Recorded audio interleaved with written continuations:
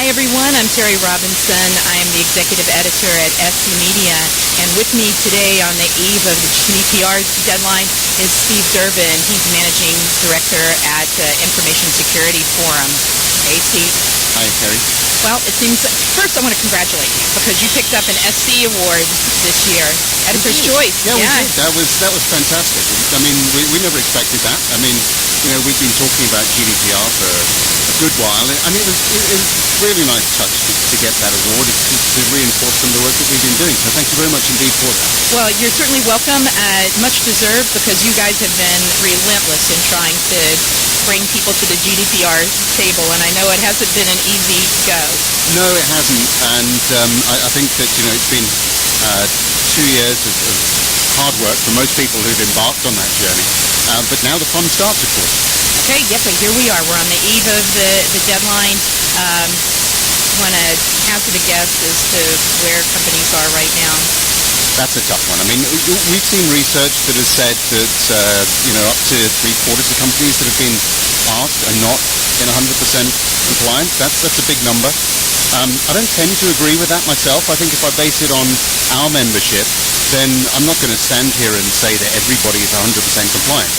But in terms of having got it to a point where it is defensible, then I think certainly from an ISF perspective, we're pretty pleased with the way that members have responded.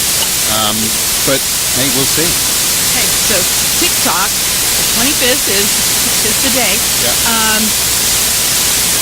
How quickly do you think we're going to see some sort of transgression? Well, that's a really good question as well. I think it'll be relatively soon. I don't think we're going to see some of the big ones. I think we're going to see some smaller transgressions coming through, and I think the ICOs are going to start to really just flex their muscles a little bit.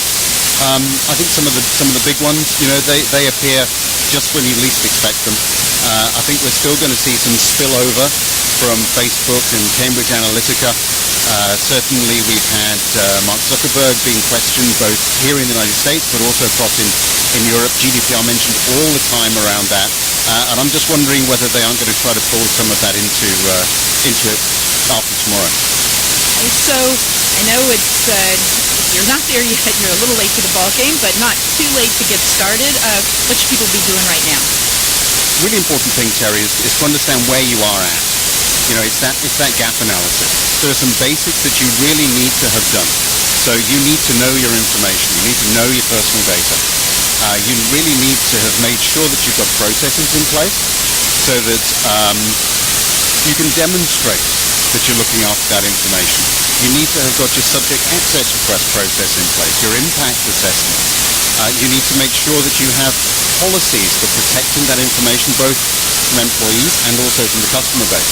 If you've got all of those covered off, then you can then move forward. So that's probably phase one. Just do a gap analysis. Where are you? What do we need to do next? And then, really importantly, you need to put out a project plan. Because what the ICO will be looking for if you have a breach is that you understood where you were at and that you had positive intent to try to comply. Great. Well, I hope you all out there take his advice. And the clock is ticking, and let's just see what happens next week after everything's sort of set here.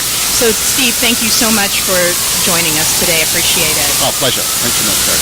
And I'm Teri Robinson, executive editor at SC Media with Steve Durbin from the ISF.